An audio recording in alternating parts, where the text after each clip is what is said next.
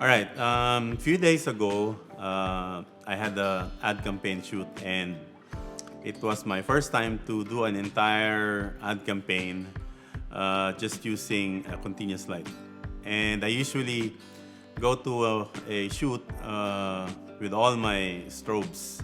I'm very much dependent with my strobes. So this time around, the strobes were still with me. We brought them along, but this time we used continuous light for the entire whole day campaign shoot. So one of the reasons I tried using continuous light is that, well, first there's some advantages and some disadvantages, but I feel like in this shoot, since I'm going to be shooting a lot with wider aperture, and I don't want to mess up with adding some density filters in my lenses when I'm shooting strobes. So this time around, I wanted to use continuous light so it would be easier on me. So my first, I wrote it down, some of the advantages and disadvantages of shooting continuous light. Number one, I said here, directly see the result minus the typical dynamic range. So one of the advantages of using continuous light is that the light hits your subject continuously, and you don't have to guess what's gonna happen because you're seeing it right there in front of you. Of course, minus the dynamic range, because normally the camera has a different dynamic range than our eyes.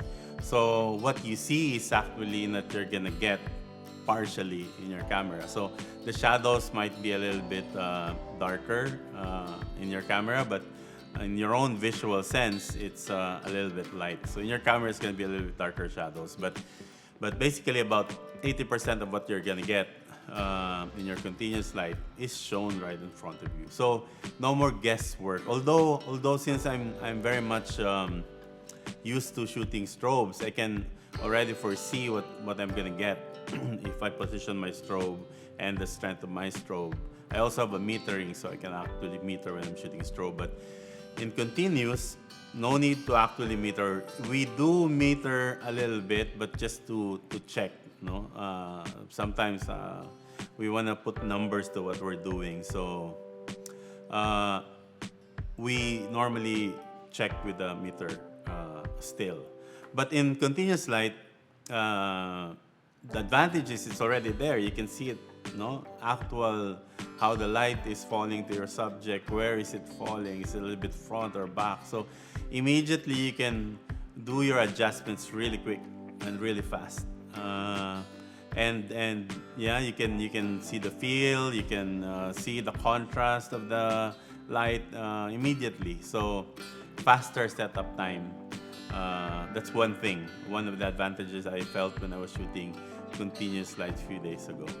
Another thing that gives you an advantage when you're shooting continuous light is that your shutter speed this time has a value. Because when you're shooting strobes, shutter speed becomes null, meaning you just put it at 1/125, making sure that it's below the flash sync, and then you're good. But you cannot control the light using your shutter speed. So this time around, with continuous light, your shutter speed has a value. It means that you can go more than 1/200 because that's the flash sync. That's the usually flash sync of every camera. 1/200. This time you can shoot your model with lighted with a continuous light at 1/400. And this time, if you're putting it shooting your aperture at 1.2, then you can increase your shutter speed. This time, shutter speed has a value in the exposure. So that's one thing that I also felt different when I was shooting continuous light.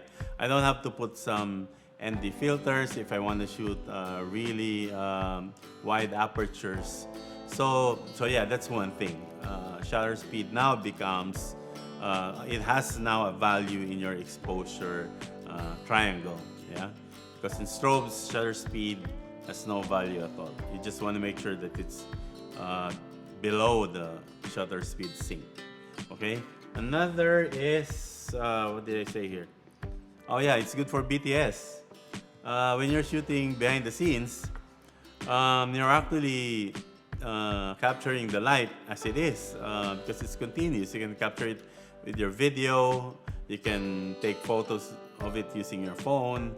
So it's quite a different experience. The BTS is quite a different experience when you are in continuous light setup. Okay, but of course, there's also the pros and cons, no? Right? Those are the pros, and the cons is I wrote down here. It's quite bright for the model. I also noticed that because if I'm using a 300 watts non-light over here, you know, it's quite bright. Sometimes I'm pushing the light up to around 80%, or sometimes even up to 100%, and that's 300 watts of light, no, lighting the model. It's a little bit difficult on the eyes of the model because it's continuously lighting compared to just when you're shooting strobe. It just fires once and then turns off, and then it fires again when you need to take a photo.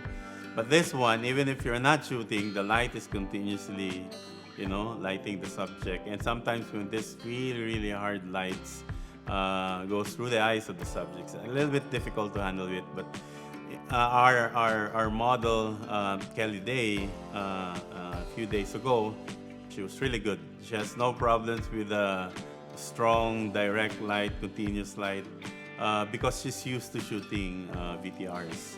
So if you're used to shooting VTRs, then you're used to experience continuous light a lot. Yeah. So for those models that are not so used to working with VTRs, this is going to be something that they have to adjust with. You know, the light is a little bit strong and continuously lighting. Another I mentioned here is the no cues with shutter. When you're shooting with strobes, every time you click, the strobe fires. The model knows that you've already made the shot, and then they start changing their poses, and then you take photos again. So there's a cue for them to know that you've taken the shot already, and they need to do the next move. With continuous light, the model doesn't know that you already made the shot because the model wouldn't be able to hear the shutter, especially if you're shooting mirrorless. It's less. You don't hear the mirror moving and giving that shutter sound.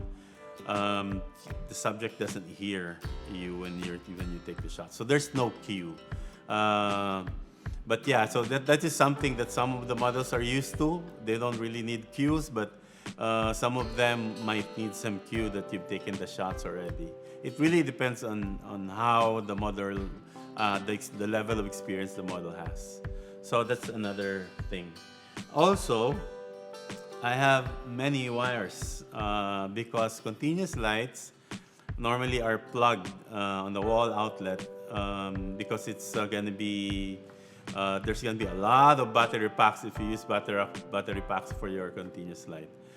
So normally continuous light are powered by a power cable, no? So it's going to be a lot of wires running around the set. And I'm not used to that because when I'm shooting strobe, I'm using my battery pack, and there's not so much mess of wires.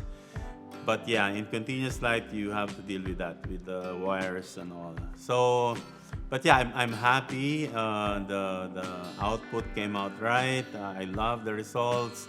It felt like I was shooting strobe. The quality of output felt like I was shooting strobes. I was using non-light. And the mount for this is a Bowens mount. So I get to use all my strobe's Bowens mount modifiers. So it kind of felt like I was shooting like strobes, but you know, with all the pros and the cons as well. So it's a new experience, and I think if I'm gonna be looking at which points that I'd probably be convinced to shoot with continuous light again, is my ability to be able to shoot wider apertures. No, if you shoot wider apertures, you have to increase your shutter speed, which is something that there's an extra step that you have to make when you're shooting strobes. You have to put those ND filters, and you have to check whether you're underexposed or overexposed. And one of the things with the ND filters, sometimes the ND filters messes up the autofocusing capabilities of the camera.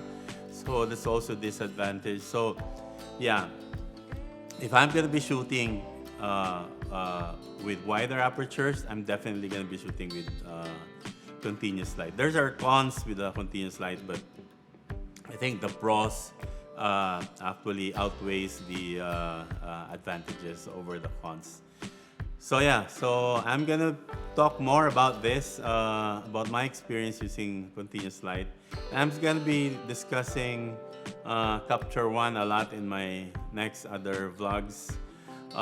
This is just more of like sharing my experiences during my shoot, and those random things that I think about and discover throughout my time or an experience in shooting fashion photography or portrait photography.